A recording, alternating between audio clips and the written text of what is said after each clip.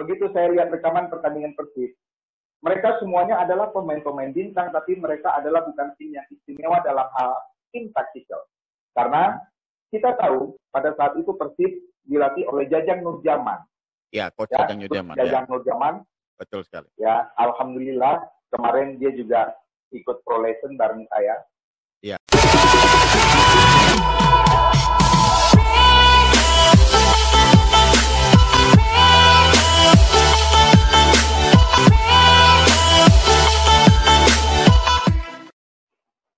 Oke, selamat bergabung di channel Ricky Nelson Coaching. Untuk Anda semua, ini merupakan video pertama saya yang tentu saja video ini berisikan soal talk show atau berisikan soal hal-hal tentang sepak bola, bedah taktik, dan kita akan terus berbicara dengan beberapa tamu-tamu saya yang membahas tentang sepak bola tentunya saja. Dan untuk episode yang pertama ini akan saya hadirkan seorang tamu yang luar biasa, pelatih senior di Indonesia yang tentu saja memiliki lisensi Pro AFC yang baru selesai beberapa tahun kemarin, dan Anda pasti sudah sangat mengenal. Ya, saya sambut dulu, ini adalah Coach Iwan Setiawan. Apa kabar, Coach? Alhamdulillah baik. Selamat sore, selamat menjalankan ibadah puasa buat yang beragama Islam. Semoga diterima segala amal ibadah. Amin, amin. Oke. Coach Iwan, selama ini Coach Iwan lagi di Aceh sekarang ya? Betul. Oke. Coach Iwan ini punya banyak sekali pengalaman memegang tim. Sudah lumayan cukup banyak tim-tim di Indonesia yang sudah dilatih sama Coach Iwan. Banyak juga pemain-pemain muda yang dilahirkan oleh Coach Iwan. Nah, di episode yang pertama ini saya bersama Coach Iwan, dan Coach Iwan akan membagikan ceritanya tentang salah satu pertandingan di Piala Presiden 2015 antara Pusamania Borneo FC berhadapan dengan Persib Bandung di babak perempat final. Betul Bang ya? Mungkin Coach Iwan bisa cerita sedikit apa situasi yang terjadi sebelum pertandingan berhadapan dengan Persib Bandung di babak perempat final di Samarinda bermainnya. Gimana Coach Iwan? Ya, ini merupakan pertandingan leg pertama di 8 besar, karena waktu itu sistem pertandingannya di 8 besar ini adalah home and away, di mana kita Borneo FC harus bertemu dengan Persib Bandung. Betul. Ini bukan pertandingan yang mudah buat kami tim Borneo FC yang notabene-nya adalah masih hitungan bayi di kancah teratas sepak bola Indonesia. Kami harus ketemu dengan tim Persib Bandung, di mana banyak pemain-pemain bertaburan bintang pada saat itu. Ya, kita tahu seperti kiper juga itu tim nasional. Iya. Di sini Imade. Terus di kiri Tony Sucipto. Ya, duet di sini, duet di Pelado sama Ahmad Juprianto. Ya. Itu. Terus di kanan kebetulan pada saat pelawan Borneo ini anak tidak bermain karena di sini biasa diisi Supardi, tapi pada saat lawan Borneo itu yang main adalah anak muda, Gilang Angga. Ya. Gilang Angga. Ya. Terus mereka ini yang menarik di tiga Persib Bandung ini, karena dia ada pemain yang khusus untuk menjadi pemain holding midfield, yaitu Haryono. Tapi mereka bermain dengan formasi, kadang-kadang mereka bermain dengan formasi 4-2-3-1, di mana di sini menempatkan Makan Kanote. Dan dua holding midfield di sini yang bermain Haryono dan Eka Ramdhani.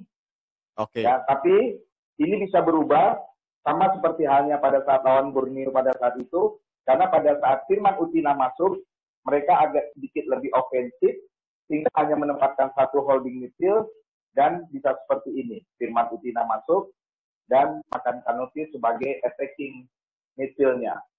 Ya, tapi pada saat starting 11, pada saat itu, kira-kira seperti ini, karena yang bermain pertama adalah Haryono duet sama Eka Ramdhani. Ya. Terus di sini ada si Johan Jambrun, ini ada Atep, ya, ini makan Kanute, dan strikernya adalah si Sparsu. Jadi nuansa sebelum pertandingan melawan Persib Bandung, Ya. saya katakan kepada tim, ini bukan hal yang mudah, di mana disiplin kerja keras adalah harga mati untuk kita kalau kita mau sukses dalam pertandingan ini. Disiplin dan kerja keras. Waktu itu sempat ada, ya, disiplin, kerja keras, harga mati. Karena saya tahu banyak pemain-pemain muda yang bergabung sama saya di Borneo pada saat itu. Oke. Jadi seperti itu. Terus ini sempat sedikit ada polemik. Ya. Saya nggak tahu, mungkin orang mengatakan itu shy war atau apalah namanya. Yang jelas saya pernah membuat statement pada saat lawan Persib. Saya katakan bahwa Persib ini adalah kumpulan pemain-pemain bintang, tapi yang tidak terlalu istimewa dalam taktikal. Oh, sekumpulan pemain bintang tapi tidak terlalu istimewa ya, kata Coach Iwan waktu itu ya? Tidak terlalu istimewa dalam taktikal, ya. Jadi gini Ki, ini sebenarnya tujuannya apa? Coach Iwan mengatakan hal itu. Tujuannya? Ya, sekarang kita kembali kepada pada saat kita berbicara taktikal. Ya. Kita jujur aja. Ini maaf kalau saya ada penyampaian yang di kalangan teman-teman pelatih di Indonesia, kalau dikatakan saya tidak respect atau mungkin saya selalu berpikir negatif, padahal bukan itu. Tapi saya berusaha bicara jujur tentang apa yang ada ya? Sebuah sudut pandang, iya, sebuah sudut pandang. Oke. Saya katakan, begitu saya lihat rekaman pertandingan Persib, mereka semuanya adalah pemain-pemain bintang, tapi mereka adalah bukan tim yang istimewa dalam hal tim taktikal.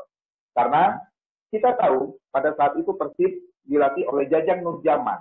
Ya, Coach Jajang Nurjaman. Jajang Nurjaman.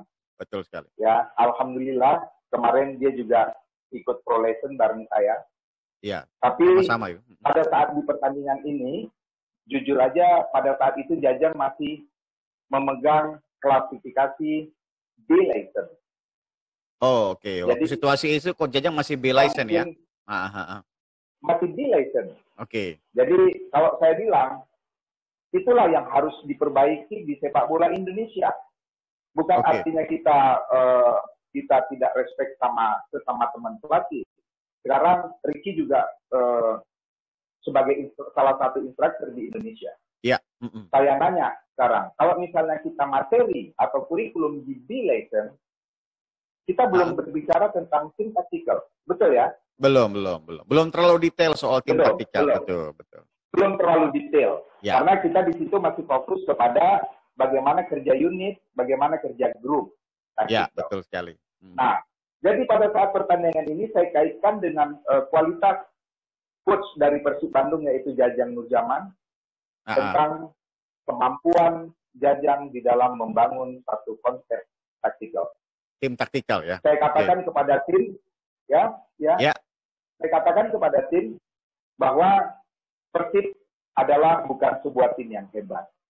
Di saat seperti itu, apa yang susunan pemain yang Abang siapkan atau coach siapkan untuk berhadapan dengan Persib, dan bagaimana formasi bermainnya, dan apa yang setelah kita menganalisa, Coach Iwan menganalisa tim Persib Bandung, lalu apa yang akan dikerjakan, apa yang dilatih sebelum hari pertandingan? Di kirinya saya Julvin Jambrun. Ya. Julvin Jambrun, yang pada saat itu dia ketemu di sayap kanannya Persib ada Julhan Jambrun, di kiri-kirinya ketemu saya, kembarnya di ya? bek kiri ada Julvin Jambrun. Ketemu kembarnya, benar. Terus saya pakai 4-2-3-1 formasi. 4-2-3-1, ya. Di sini saya punya pemain experience. Ya. Ponario Astaman. Di sini saya memakai anak muda, Coach Ricky. Oh ya. Ini anak Makassar, namanya Manca. Namanya Manca. Ya, anak muda yang waktu itu, betul. Waktu itu kebetulan saya yang bawa Borneo promosi sampai ke Super League, dia salah satu pemain kita yang sama-sama berangkat dari Liga 2. Iya. Dari divisi utama waktu anak itu muda. Ya. Terus ini yang menarik. Betul. Ya. Ini yang menarik. Saya memakai dua pemain muda untuk posisi sayap kanan dan sayap kiri, Coach Ricky. Ya. ya. Di sini saya memakai si Arfani. Saya nggak tahu di mana anak itu sekarang, padahal dia pemain yang potensial. Arfani ya. Terus di kiri saya ada Teren yang sempat menggegerkan dunia, dianggap sekarang salah satu pemain yang punya speed terbaik, ya. Terus ini duet si Lopicic main di second striker dan Bos Salosa main di striker. Oke, Lopicic main second striker, Bos Salosa striker ya. Ya, ini barangkali Coach Ricky yang membuat satu kebanggaan buat saya sampai saat ini, ya. Yaitu? Karena di tim ini saya dihuni oleh 5 kapten tim nasional. Oh, 5 ini kapten. Luar biasa, ini satu kebanggaan buat saya. Ya. Berarti ada siapa aja? Ada Ponero Astaman, ada Boas Salosa. Di sini, ini 2, ikut Ricky. Ini 2. Oh, Hamka ya? Hamka dan M. Robi. Oh iya, ada M. Robi. Ada Ponario Astaman. Ya. Ada Boas Salosa. Ya, jadi saya punya 5 pemain nasional. Satu lagi, saya lupa, M. Robi, Hamka, Ponario Astaman, sama Boas. 4 ya, 4 pemain nasional ya. Ya, lanjut Bang. 4 kapten tim nasional. Ponario. Ya, terus cara menyerangnya gimana, Coach? Saya coba bermain dengan bagaimana? Bagaimana memulai dari attacking-nya dulu waktu itu? Konsep main untuk attacking-nya. Ya, saya katakan kepada tim, kita mulai berlatih. Saya mencoba, karena saya tahu ini pemain-pemain yang hebat. Pasti dari analisa yang saya dapat adalah karakteristik dari Persib adalah bermain dengan gaya possession play yang kuat. Ya. Mereka tim yang bermain dengan possession play yang kuat. Tapi maaf, sekali lagi saya sampaikan ini sepak bola Indonesia yang menurut saya agak harus sedikit hati-hati kita para pelatih kalau mau memakai satu filosofi bermain dengan gaya possession. Kenapa? Karena persoalannya, maaf sekali lagi, karena persoalannya kita bekerja dengan pemain-pemain Indonesia yang notabene-nya adalah tidak punya kecerdasan yang hebat. Ya. Itu problem. Maaf untuk teman-teman yang masih bermain. Inilah PR buat kalian-kalian, termasuk adik-adik sepak bola kita masih butuh satu peningkatan di dalam hal decision. Decision. Karena ini yang menjadi problem kalau misalnya kita bermain dengan filosofi possession di sepak bola Indonesia, mereka berpikir hanya possession menahan bola selama mungkin. Padahal tujuan daripada possession adalah kita mencari kesempatan ya pada saat kita melakukan ball rotation, ya possession dalam rotation seperti ini, itu menunggu di mana lawan membuat kesalahan dalam pergeseran. Artinya ketika ada pergeseran, ada momen yang tercipta, di situ bisa masuk ya? Benar sekali, Coach Ricky benar sekali. Nah, persoalan di sepak bola Indonesia, pemain-pemain Indonesia pada saat punya kesempatan untuk bisa memanfaatkan pada saat lawan melakukan kesalahan, tapi pemain-pemain kita umumnya masih terlena dengan mempertahankan bola, yaitu possession. Nah, karakter itu yang coba saya pelajari, karena itu bukan hanya berlaku di Persib, tapi banyak tim di Indonesia yang bermain seperti itu. Ya, maaf aja, saya juga sering ketemu dengan Rahmat Dermawan, ya, dia di Sriwijaya, dimanapun dia main, tim yang dia pegang dia selalu bermain dengan gaya possession. Buat saya ini more easy. Ini bukan hal yang sulit untuk mematahkan tim-tim seperti ini di Indonesia. Oh, di Indonesia. Jadi intinya di Indonesia, karena Coach kita Iwan bekerja dengan pemain-pemain Indonesia. Ya, artinya Coach Iwan cukup percaya diri menghadapi tim-tim yang melakukan possession lebih lama dengan menguasai bola. Seperti itu ya? Dan situasi itu terjadi ketika lawan Persib, mereka lebih banyak dengan possession-nya, Dan Coach Iwan coba untuk mematahkan position tersebut dengan cara bermain Borneo ya, kira-kira gitu ya. Oke. Ya lanjut. Ya. Jadi berangkat dari analisa itu, saya bilang sama tim, oke, kita coba bertahan dari middle third. Ini yang kita bangun. Kita bercoba bertahan dari middle third. Yang kita harapkan pada saat dia melakukan possession, semua pemain akan merangkak kira-kira seperti ini, Coach Ricky. Oke, saya jelasin. Yang pin merah adalah PBFC ya, yang merah ya. Borneo FC. Borneo FC, iya. Borneo FC yang merah. Yang warna satu lagi itu yang Persib Bandung ya. Betul. Oke, ya. Betul. Jadi ini situasi bertahan terlebih dahulu ya? Ya, ini kita coba bertahan, tapi ini bukan hal yang mudah. Ya. Ini bukan hal yang mudah. Saya punya pengalaman.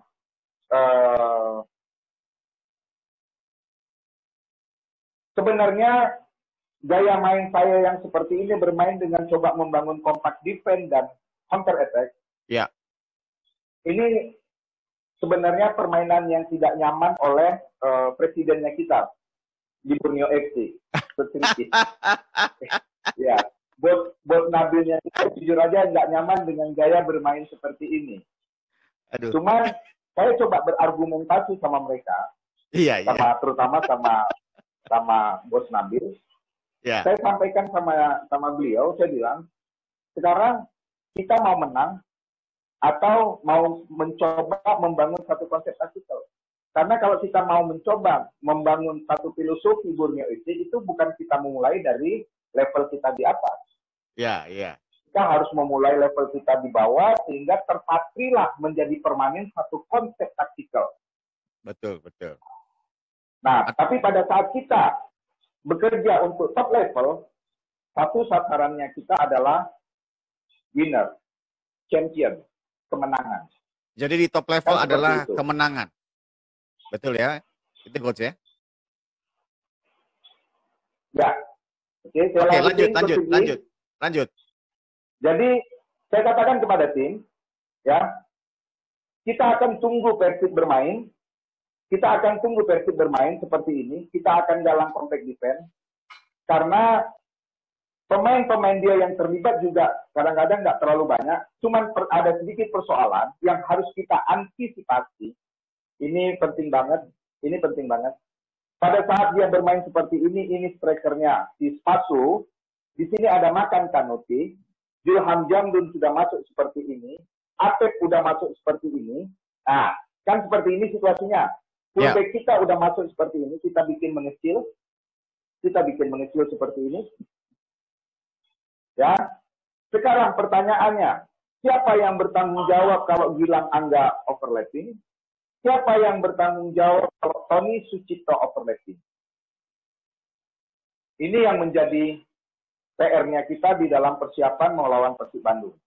Karena kita tahu dua fullback Persib ini adalah pemain-pemain yang kuat sekali di dalam melakukan overlapping, membantu penyerangan. Jadi pada saat itu saya katakan kepada tim, kenapa saya pasang Arfani yang notabene-nya adalah anak muda? Kenapa saya pasang Terence Puhili yang juga di kiri anak muda? Ya, adalah untuk mengantisipasi apabila ini overlapping, ini harus ikut. Apabila ini overlapping, ini harus ikut. Jadi tidak menutup kemungkinan pada saat mereka menjadi 5 menyerang, kita ada 1, 2, 3, 4, 6 pemain. 6 pemain yang ada di bawah ya? 5, 6. Ya, 6 pemain ya? Katakan, ya. Ini bukan hanya formasi 4-2-3-1, tapi Coach Ricky mungkin setuju apabila kita bermain dengan konsep 3-5-2, 4-3-3. Di sini kadang-kadang kita kalah dalam jumlah orang. Ya. Ini yang akan menjadi persoalannya kita. Nah, tinggal bagaimana kita mengajak pemain untuk bekerja pada saat ini melakukan overlapping, ini harus kuat di dalam juga membantu pertahanan. Pada saat ini melakukan overlapping, Terence juga harus bantu. Oke, Coach. Dalam Ini yang situasi harus ini, diantisipasi. dalam situasi ini di saat momentum mendapatkan bisa merebut bolanya kembali itu apa yang Coach Iwan sampaikan kepada anak untuk harus dilakukan ketika dari defending dapat bola, terus opsi apa yang diberikan untuk para pemain harus melakukannya?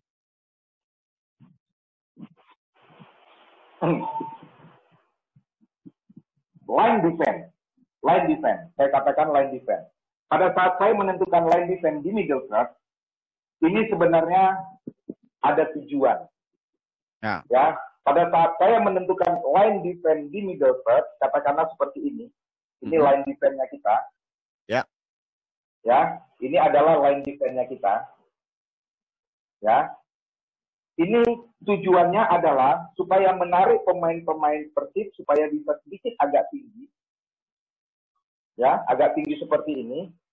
Karena pada saat kita memenangkan pertandingan, pada saat kita memenangkan bola, pada saat kita memenangkan bola, pada saat kita sudah melakukan compact defense dan kita memenangkan bola, ini adalah priority saya, anak muda, parents ini.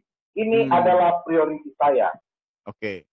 Dan tidak hanya dua, saya juga punya satu second striker di sini Boas Saloksa yang bisa pergi kemari atau ke sini. Pada saat misalnya Boas pergi ke sini, berarti Arfani ikut masuk ke dalam. Iya. Dan apa yang paling penting, yang paling terlihat jelas oleh pemain-pemain pada saat kita melakukan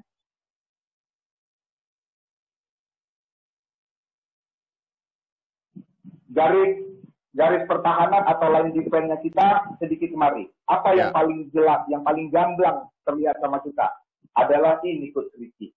Area yang kosong ya, space yang adalah kosong. Ini. Ya, space yang kosong di belakang. Iya, betul sekali. Masya Allah. Ya. Jadi inilah yang coba kita bangun taktiknya kita melakukan compact defense, ya, dan sesegera mungkin apabila kita mendapatkan bola, kita harus ini adalah priority. Siapa pemain yang harus pergi priority ini? Ada 3 pemain yang waktu itu saya instruksikan. Pertama Arfani, kedua Terence, maybe ya mungkin Boas Salosa, karena Boas Salosa mau nggak mau dia juga harus ikut bertahan karena kita tahu di sini ada Haryono, Coach Ricky. Ya. Persib Bandung itu holding midfield-nya adalah Haryono. Yang juga rajin untuk pergi membantu penyerangan. Betul. Jadi kalau misalnya pada saat dia menyerang, Boas tidak disiplin ikut bertahan seperti ini, kita akan kalah orang karena di sini hanya ada Lopicic dan Ponario. Sementara dia kalau ini terlibat, di sini ada Makan Kanote, di sini ada Haryono, di sini ada Eka Ramdhani. Berarti akan terjadi 3 lawan 2. 3 lawan 2. Ini tidak boleh terjadi. Iya. Iya.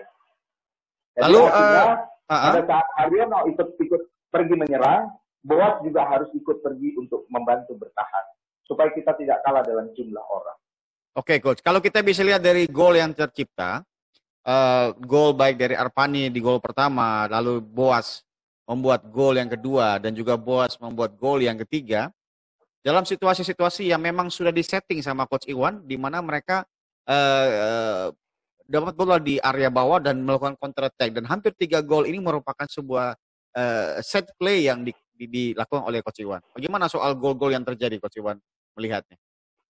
Ya, alhamdulillah saya ketemu sama Coach Ricky yang orang juga cerdas di dalam menganalisa. Terima kasih, Coach Ricky. Terima kasih.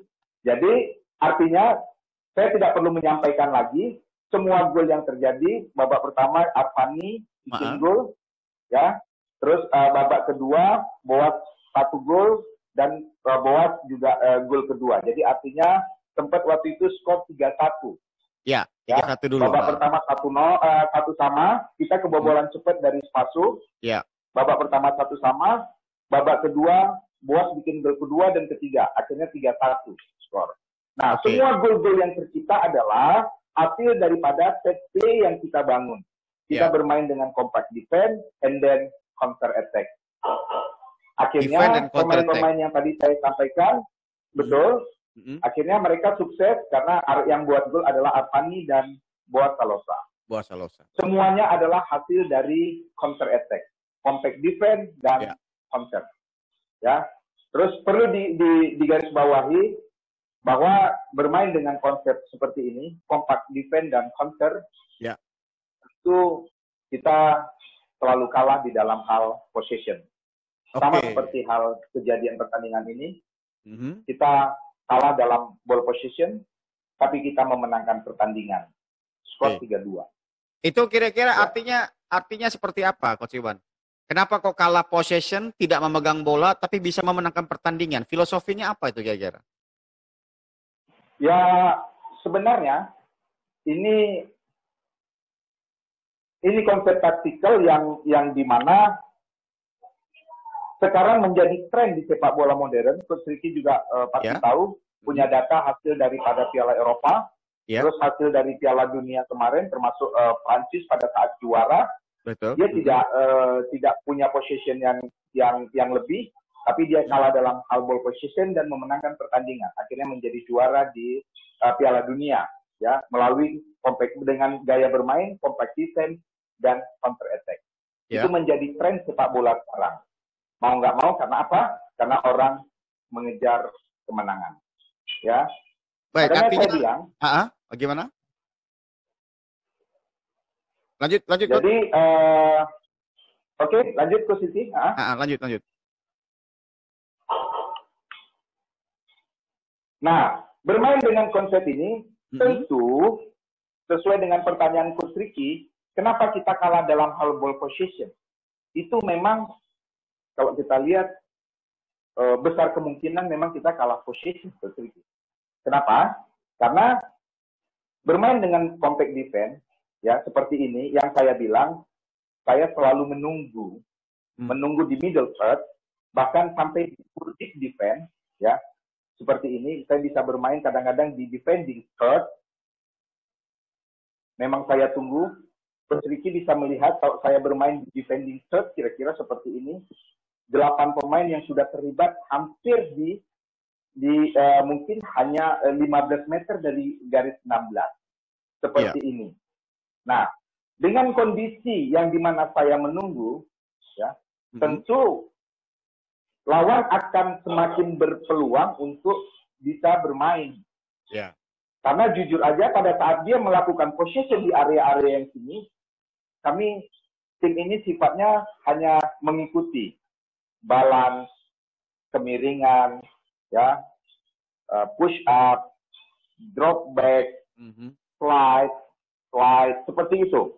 Karena apa sasaran dalam main bola? Kita sama-sama tahu pada saat Persib atau tim lawan melakukan possession, tujuannya kan adalah ini. Ya. Tujuannya dia adalah skor. Nah, sementara kita bermain dengan membangun satu konsep di mana kita menutup kemungkinan lawan supaya tidak bisa membuat skor. Ya. Nah, tapi pada saat lawan bermain possession di sini, dia cukup nyaman. Ya, karena tim ini tidak akan pressing dia sampai ke sana. Karena kita tunggu, yang kita harapkan juga ada nyambung dengan konsep attackingnya kita. Ya. Memang kita tunggu supaya kau akan pergi, kau pergi ke depan, kau pergi ke depan, kau pergi ke depan, kau pergi ke depan. Itu memang yang kita tunggu. Karena yang kita harapkan adalah kita akan membunuh dia dengan memanfaatkan ruang besar di belakang backbone-nya mereka. Oke. Baik, menarik sekali Coach Iwan, menarik sekali. Dan ini dari segi skor. Ya, tapi ketahuan ya, Coach Ricky curang ya. Ya, ini kan bicara soal jujur aja, pada saat Coach Ricky pegang tim Liga 2 Persika Kerawang, kita bikin friendly match dengan Borneo FC, ternyata saya tidak bisa mengalahkan tim kalian. Karena Coach Ricky mengatakan kepada saya sebelum main, Bang, hari ini abang akan melawan Cermin. Coach Ricky bermain dengan taktikal yang sama dan akhirnya saya benar-benar kesulitan. Jadi sampai sekarang ini juga akan menjadi PR buat kita-kita yang mau bermain dengan konsep defense counter. Bagaimana kalau lawannya juga bermain dengan konsep defense counter? Ya, artinya ya, PR besar Coach Ricky. Situasi ini terjadi ketika lawan Persib di Piala Presiden 2015. Artinya konsep taktikal ini bisa saja kita pakai sekarang juga gitu ya, Coach Iwan ya. Tapi tentu saja pasti setiap Bisa banget. setiap melawan satu tim, kita nggak mungkin pakai pakai taktikal yang sama. Sehingga ini akan, walaupun sudah kita sharing hal ini, saya rasa pasti setiap kali kita bertemu di dalam sebuah kompetisi akan ada banyak taktikal yang berbeda yang kita akan pakai. Betul, betul ya Coach Iwan ya? Setuju sekali, Coach Ya. Ricky. Setuju. Saya setuju sekali dengan saya garis bawahi. Pada saat kita bermain dengan lawan yang berbeda, tentu mungkin kita akan bermain dengan konsep taktikal yang berbeda. Ya. Tapi basicnya apa? Basicnya adalah siapa pemain yang bekerja untuk menjalankan konsep taktikalnya kita sebagai pelatih. Nah, jadi artinya kembali kepada kualitas pemain-pemain kita di dalam membangun satu konsep taktikal.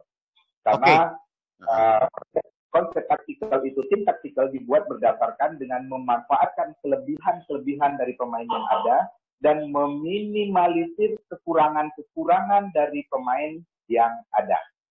Oke.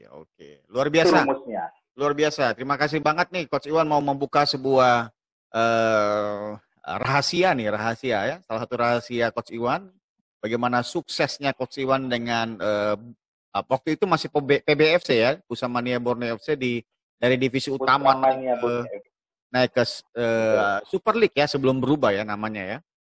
Waktu itu masih Super League kita ya, 2014 ya, dan juga divisi utama promosi ke Super League, betul. Dan menjadi sebuah tim kuda hitam waktu itu saat itu. Dan di Piala Presiden merupakan pertama kali PBFC mengikuti turnamen tersebut dan sangat luar biasa dengan materi yang luar biasa, sehingga di pertandingan melawan Persib Bandung bisa menang di leg pertama 3-2. Oke, terakhir Coach Iwan, kira-kira kunci dari kemenangan waktu melawan Persib Bandung di leg 1 itu apa?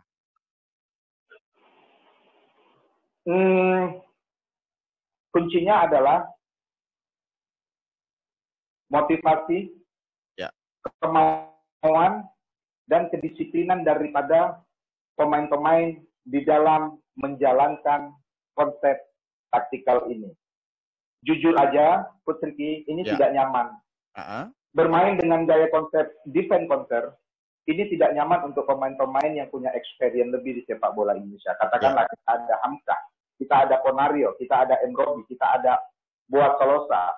Bagaimana kalau Boaz disuruh, oke Boaz kau turun dulu, bagaimana kalau Ponario, oke Pon, kau turun dulu, kau biarin lawan bermain bola. Ini jujur aja, ini konsep yang tidak nyaman. Tapi bagaimana kita pelatih kita secara personal, kita panggil mereka pemain-pemain yang kita anggap pemain kunci, kita katakan sama mereka, konsep taktikal ini kita buat untuk kepentingan tim kita. Oke. Karena kita juga sadar pemain-pemain yang experience umumnya lebih nyaman kalau kita ajak bermain dengan gaya bermain dengan position play. Bermain dengan gaya defense counter, dia harus bertahan, dia harus menunggu dan counter attack, itu mereka tidak nyaman. Coach Ricky bisa bayangin kalau kita di sini berapa jarak 10 larinya, meter pemain harus melakukan sprint. Bisa 40 meter, bisa 50 meter. Bahkan Terence akhirnya dinobatkan sebagai salah satu pemain tercepat di dunia pada saat kita lawan Mitra. Dari kira-kira dari sini Terence bikin sprint ke sana. Kita hitung kalau misalnya lapangan 120, ingat 60 meter, berarti dari sini lebih dari 60. 80 meter dia lari itu. Itu kerja keras, betul. Kerja keras, semua pemain kerja keras. Bayangin aja, barisan Hamka, dia harus menunggu di bawah. Pada saat kita counter attack di sini, orang sudah sampai di garis, minimal Hamka sudah harus di garis tengah. Tidak nyaman juga buat mereka. Capek sekali bang, oke. Tapi kau harus kerja. Ini semua untuk Borneo-nya kita. Luar biasa. Oke, Coach Ricky. Terima kasih banget rekan-rekan sekalian dan juga mudah-mudahan mudah-mudahan ini juga bisa menjadi satu proses pembelajaran buat kita semua, termasuk juga buat saya, buat kita semua, terutama juga buat pelatih-pelatih yang baru memulai membangun bekerja untuk tim-tim di top level yang orientasinya adalah taktikal. Mudah-mudahan berguna menjadi satu amal ibadah. Amin. Oke. Demikian kira-kira rekan-rekan dari sharing pertama dari Ricky Nelson Coaching episode pertama bersama Coach Iwan. tentu saja ini tidak berhenti karena saya sama Coach Iwan akan berlanjut dengan episode yang kedua dan lebih detail soal youth development dan juga kenapa sih orang menyebut Coach Iwan Setiawan adalah Jose Mourinho-nya Indonesia. Itu perlu kita tahu, cari tahu rahasianya kenapa. Tapi di episode yang pertama pembahasan soal PBFC berapa dengan Persib Bandung 2015 cukup sekian dan saya ucapkan terima kasih Coach Iwan untuk waktunya, untuk sharingnya dan kita jumpa di episode yang berikutnya lagi. Terima kasih, salam untuk kita semua.